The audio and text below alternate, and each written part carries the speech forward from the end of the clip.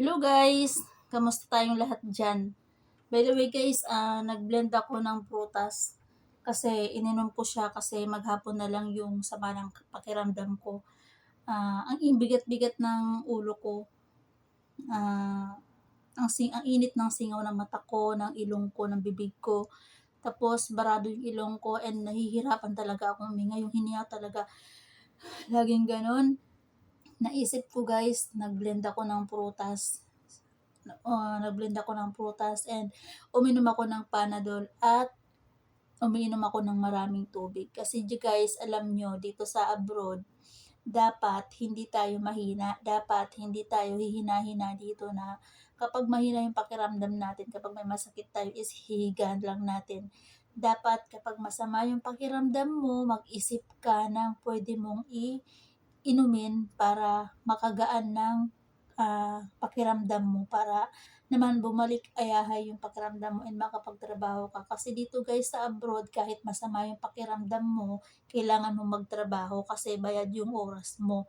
Bawal dito ang papahipahinga.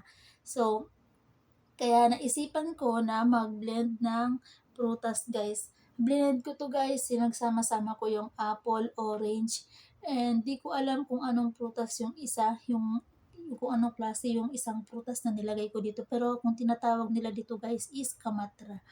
Kaya ininom ko to kasi barado talaga yung ilong ko guys. Kaya para dito sa mga kapwa ko FW na nagtatrabaho naman talaga, dapat kapag may nararamdaman ka, wag mo nang patagalin. Uminom ka na ng gamot. Maghanap ka ng gamot diyan na pwede mong inumin para naman makagaan ang pakiramdam mo at na makapagtrabaho ka ng maayos. Kasi wala namang ibang gagamot sa atin kundi tayo lang din naman. Tayo lang din naman kapag masama yung pakiramdam mo, gamutin mo. Kapag nalulungkot ka, pasayahin mo yung sarili mo. Kapag may problema ka, ikaw lang din naman. Lalong-lalo na kapag masama yung pakiramdam mo, gamutin mo guys. And wag mo lang antayin na lumala kasi ikaw din naman ang lugi. And alam mo na may pamilya na nag-aantay sa'yo. Kaya kapit lang, laban lang. Bawal sumuko tayo mga FW hanggang sa matapos yung kontrata natin. Kaya kapag masama yung pakiramdam mo, gawa ng paraan. Technique lang to guys.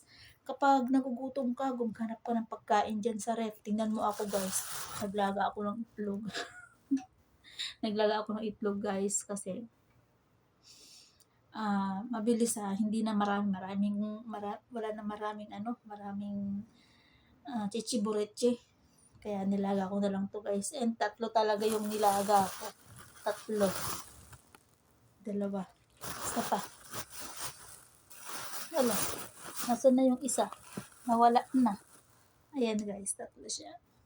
Tapos ito pa.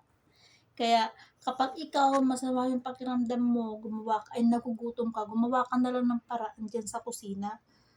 Kabisado mo naman yung kusina dyan, kaya para hindi ka magutuman. Kasi guys, maghapon na lang talaga yung sama ng pakiramdam ko and hindi ko alam kung bakit. Ang sarap umuwi sa Pilipinas guys, no? Kasi kapag masama yung pakiramdam mo, may naggagamot sa'yo, may magbibigay sa'yo ng tubig, may magtatanong sa'yo kung kamusta ka na, may magmumonitor sa'yo, may magbibigay sa'yo ng pagkain. Dito guys, sa abroad, kapag masama yung pakiramdam mo, kailangan mong bumangon kasi ikaw pa yung kukuha ng pagkain mo, ikaw pa yung kukuha ng gamot mo.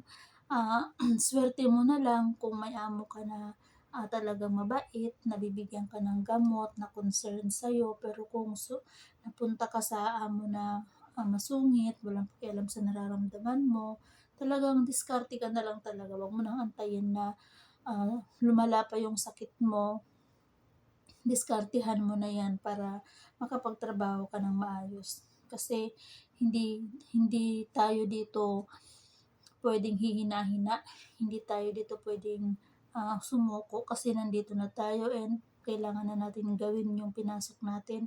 Kaya ang advice ko sa mga may planong mag-abroad, huwag kang tumingin sa mga pinopost ng mga FW kung saan-saan sila pumupunta.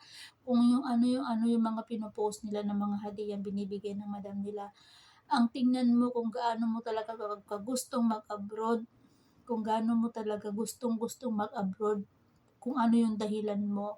And dapat pumunta ka dito, kung pupunta ka dito, magbaon ka ng maraming pasensya, lakas ng loob talaga ang kailangan dito at tiwala sa sarili. Yun lang, kasi kapag nandito ka na, hindi puwedeng sasabihin mo kay madam na, "Madam, uuwi na ako kasi hindi ko kaya. Madam, uuwi na ako kasi nami-miss ko na yung pamilya ko. Madam, naho-homesick ako." No, walang gano'n dito. Nandito ka na, bayad ka na, magtrabaho ka na. Kaya huwag kang mag-abroad kung naiinggit ka lang sa mga nakikita mong OFW, kasi hindi mo alam kung ano yung kung ano yung ginagawa nila sa likod ng mga pino-post nila na 'yan. Hindi mo alam kung ano yung tinatrabaho nila dito. Kaya, kaya payo ko sa'yo 'pag mag-abroad ka, pag-isipan mo ng mabuti, kasi dito sa abroad hindi madali. Dito mararanasan mo lahat ng klaseng hirap na hindi mo nararanasan diyan sa Pilipinas. Kaya ako guys, nung nag-abroad ako, ah, ano lang 'to guys, parang yung pag-a-abroad ko parang ano lang 'to, hindi talaga ako seryoso. Kasi may kumuha na sa akin na employer and ni-refer ako, kaya parang sabi ko ayoko na mag-back out, try ko na. Pero swerte ko naman kasi napunta ako sa mabait na amo, and kahit naman mabait na amo, nakakapagod din naman and nakaka-homesick. Kaya nung nandito na ako, tinuloy-tuloy ko na siya, and sabi ko sa sarili ko, grabe pala ang buhay ng isang OFW 'no, kasi nandito yung, kakain ka mag-isa. Minsan nga guys, may time ako na kumakain ako mag-isa, nung bago-bago pa lang ako dito, kumakain ako mag-isa tapos tumutulo yung luha ko. Pero hindi ko pinapalata sa amo ko, kasi gano'n sila kapag nakikita nila na umiiyak ako. Talagang hindi talaga ako nila tatanungin, hindi talaga ako nila tatanungin, at iko-comfort talaga ako nila. Kaya maano, mahirap dito sa OFW. Pero ikaw, kung talagang malaki yung pangarap mo, go lang sa pangarap mo, kasi alam naman natin na tayo lang din naman yung makakatupad ng mga pangarap natin. Kailangan lang talaga natin magtiyaga, kasi andiyan naman talaga talaga 'yan. Pagtiyagaan lang natin, and kapag nandito ka na sa abroad, mag-ingat ka palagi, and dapat lahat ng trabaho mo, uunahin mo yung safety mo.